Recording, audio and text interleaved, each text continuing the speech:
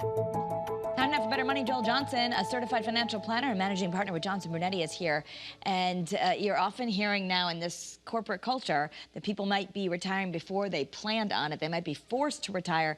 So what should people do when that happens? Well, you want to take a step back and kind of stay calm, yeah, right, okay. as the old saying goes, and look at, do you have to get another job? What about retirement? Can you afford to do something you want to do instead of scrambling around to find that job, or do you just need to get back into the workforce? But it's important to step back and do a reset, maybe try to just take 3 or 4 days and just sort of take it calm, because if we make panic decisions, many times they're wrong or they're short-sighted. So your first point is determine if you need to find another job. How would you determine that? Well, do you need the money? Do you need the money, and do you need the same amount of money? Of course I need the money, but you might need to sit down with a professional, right? You might need to sit down with a financial planner. Many times people are just used to working, but when you look at their finances, they're fine. They would be okay. And the wonderful thing about that is now they can go and work to what they want to do, right? Mm-hmm. So if you're a handy person, maybe you're an engineer, you get laid off, maybe you're a handy person, you go work at a Home Depot, do something you enjoy if you don't need to make as much money. Some people need to keep working. Okay, so number 2, you want to review your benefits, Social Security, healthcare options, because that's money in another form. Right, so depending on how old you are, you may be able to collect Social Security if you're over 62.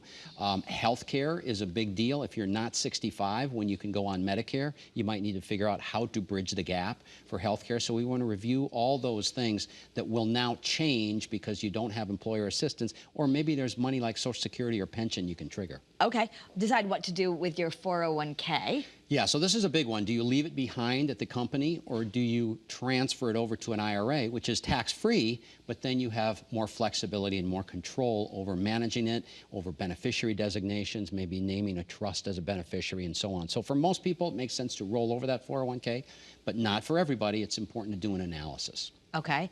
And then, again, you want to determine if you can afford to retire, and that's sort of by looking at all these things.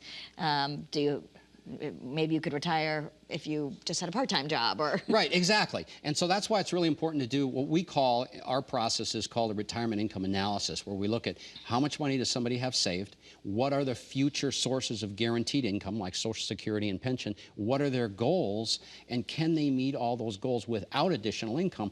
That way somebody can work if they want to, not because they have to. Okay, and so we have something to help people at home. It's a free offer here, Forced to Retire. It's a book that Joel has put together, and for more information, you can get this free offer by going to bettermoneytv.com. Just find the box that says click here to receive your free offer, and Joel and the team, you'll send that off to people. Yeah, it's got the 7 things that people need to take, the 7 steps people need to take to make sure they're going to be okay. All right, thank you so much, Joel. Thanks, Kara. That's Better Money.